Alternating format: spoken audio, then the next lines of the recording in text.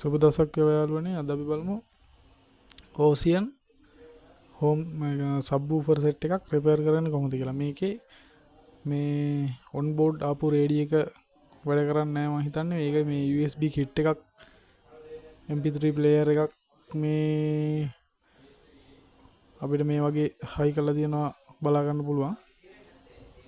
මේකේ කස්ටමර් කිව්වේ මේක මේ පවර් ඔන් කරාට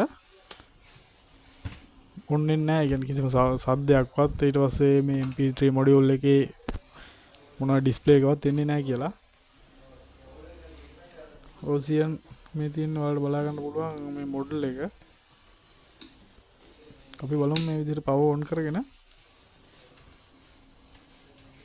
බලන්න මෙතන මේ කිට් එකට පවර් එන්නේ නැහැ. ඊට පස්සේ යාගේ අර ෆ්‍රන්ට් බටන් මේ මොනවත් එහෙම එයා සිග්නල් ඉන්පුට් කරගන්නෙත් නැහැ. ඒ හින්දා මම මේක ගලවනවා බලන්න. අපි බලමු මෙයාගේ මදර් බෝඩ් එක පැත්තේ මොනවා හරි ඩැමේජ් වෙලාද මේ මොකද වෙලා තියෙන්නේ කියලා.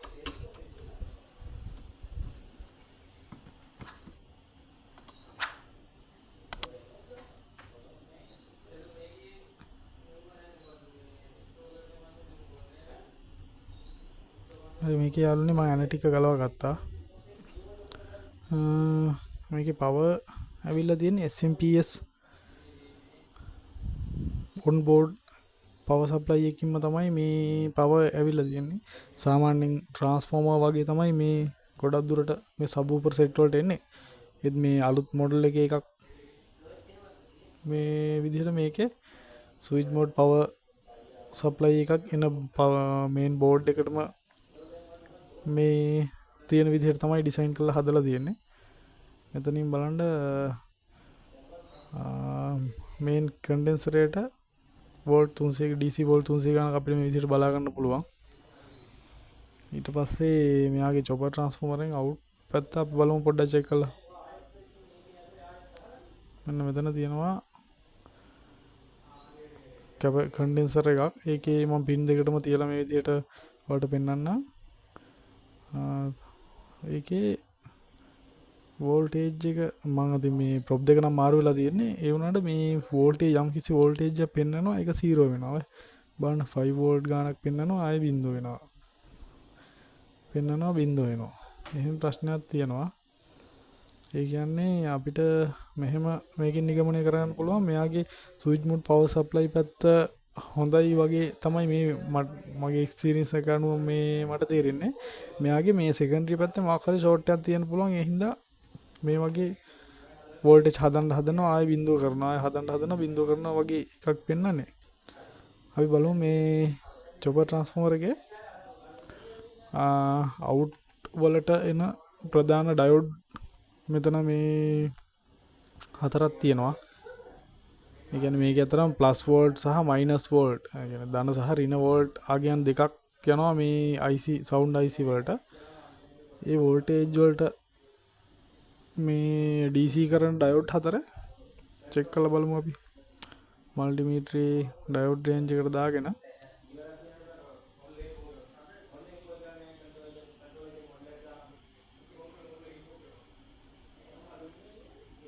මම වලට ආයෙ පෙන්නන්න මේකේ මේ වෝල්ටේජ් හදුන හැටි 5 වෙනවා බිඳුව වෙනවා 5 වෙනවා බිඳුව වෙනවා. අපි බලමු මෙයාගේ මෙන්න මෙතන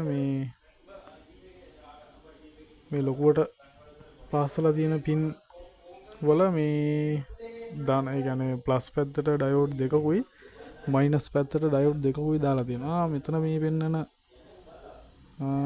ප්ලස් පැත්තට එන ඩයෝඩ් නම් ප්‍රශ්නයක් නෑ වගේ. ඒ දෙක හොඳට මේ වැලියු එක පෙන්නනවා. ඒ කියන්නේ ෂෝට් සර්කිට් නැතුව 0.2.28 වගේ වැලියු එකක් පෙන්නනවා. ඒක මල්ටිමීටරේ ප්‍රොප් දෙක අපි මාරු කරලා බලද්දි වෙනස් වෙන ඒ කියන්නේ අතරම එතකොට මොකවත් රීඩින් එකක් එන්නේ නැහැ. ඒ උනාට අපිට හරි පැත්තට දීපුවම අර වැලියු එක පෙන්නනවා. අපි බලමු යාගෙන් අනිත් පැත්තේ ඩයෝඩ් දෙක. ඒ කියන්නේ මයිනස් පැත්තේ ඩයෝඩ් දෙක මම දැන් ඔයාලට මේ පෙන්නන්න යන්නේ.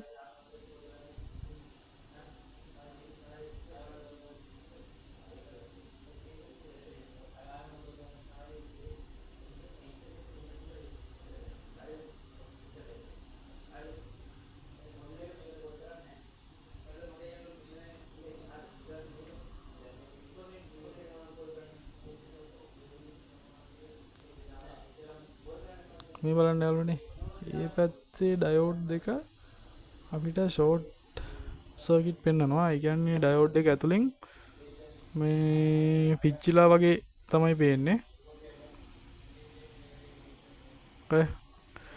ඩයෝඩ් මෝඩ් එකේ දාලා බලනකොට මල්ටිමීටර් ප්‍රොප් දෙකත් මාරු කරලා මම බැලුවා. ඒත් එයා පිච්චිලා වගේ පෙන්වන්නේ. එතකොට මේ හේතුව නිසා මෙයාගේ සප්ලයි ඔන් වෙන්නේ නැති වෙන්න පුළුවන්. අපි මේ ඩයෝඩ් දෙක ගලවගෙන මෙන්න මේ තියෙන්නේ මෙන්න මේ ඩයෝඩ් දෙක. මේ දෙක ගලවලා බලමු කොහොමද කියලා. සමහර ඩයෝඩ් දෙකම පිච්චිලා නැති වෙන්නත් පුළුවන්. මේ නමුත් එකක් මේ ෂෝට් නිසා දෙකම පැරලල් තියෙන හින්දා ඒ වැලියු එක අනිකටත් බලපානවා. SR 5100 තමයි මේ රෙක්ටිෆයර් එකේ සටහන් කරලා තියෙන්නේ. මේ කියන්නේ යාළුවනේ SR 5100 කියන්නේ ඇම්පියර් 5 CI වෝල්ට් දක්වා මෙහා හරහා ගමන් කරන්න පුළුවන් කියන එක. මම ඔයාලට ඩේටා ෂීට් එකකුත් පෙන්නන්නම්. මේ අපි ඩයෝඩ් රේන්ජ් එකේ මේ විදිහට බලනකොට මෙන්න මේක ෂෝට් මේ. ඒකේ ප්‍රොප් දෙක මේ විදිහට මම මාර්ක් කරලා බලනවා. ෂෝට් දෙපැත්තටම ෂෝට් පෙන්නනවා. කියන්නේ මෙයා පිච්චිලා තියෙන්නේ. අපි බලමු එයත් එක්ක තිබුණ අනිත් එක කොහොමද කියලා.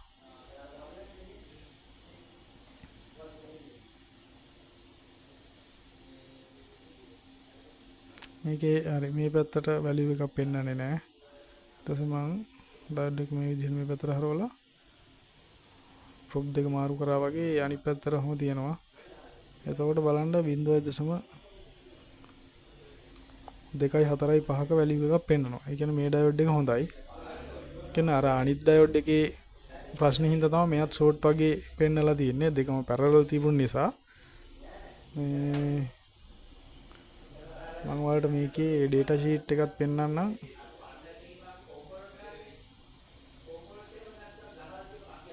SR 5100 තමයි වැලියු එක. මේ බලන්න ෂෝට් කී බැරියර් රෙක්ටිෆයර් කියන මොඩල් එකේ ඩයෝඩ් එකක්. ඇම්පියර් මම කලින් කිව්වා වගේ ඇම්පියර් 5ක් මෙයා හරහා යවන්න පුළුවන්. වෝල්ට් 100 මැක්සිමම් මෙයාගෙන් යවන්න පුළුවන්.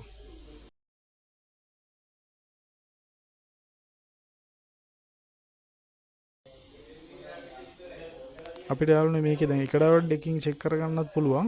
මම එහෙම ඔයාලට චෙක් කරලා ඊට පස්සේ මම තව ඒ කියන්නේ දෙක පැරලල් තියෙන හින්දා තව ඩයෝඩ් එකක් දාලා මේක රන් කරගන්න පුළුවන් නිසා මේ එක ඩයෝඩ් එකකින් මම පවර් ඔන් කරලා ඔයාලට පෙන්නන්නම්. අපිට මේ විදිහට අර සර්කිට් එක දිගටම තියාගන්න අමාරුයි. මොකද බේස් එහෙම වැඩි කරනකොට මෙයා හයි ඇම්පියර් අදින හින්දා මෙයා මේ එක ඩයෝඩ් එකක් තියෙන හින්දා පිච්චෙන්න පුළුවන්. ඒ හින්දා මම ඔයාලට හරි පවර් ඔන් කරා. දැන් ඔන් වෙනවා. මෙතන ඔයාලට මේ USB කිට් එකෙන් බලා ගන්න පුළුවන්. මේ බලන්න. දැන් Bluetooth මෝඩ් එක පෙන්නනවා.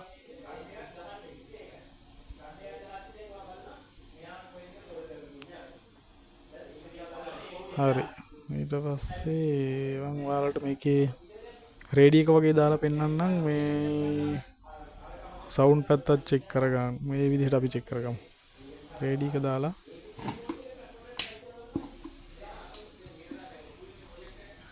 අපි මං FM පැත්තට මාරු කරලා මේ විදිහට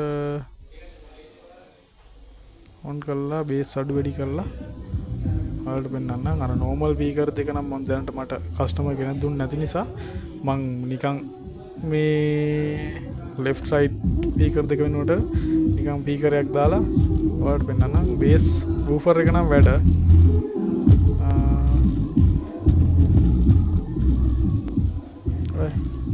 අපි මේ බොක්ස් එක ඕපන් කරලා තියෙන හින්දා බේස් ක්වොලිටි නැති වුණාට දැන් සාමාන්‍ය විදිහට වැඩ කරනවා. අපි මේ ස්පීකරෙත් බලමු ස්පීකර් අවුට් එකට සම්බන්ධ කරගෙන.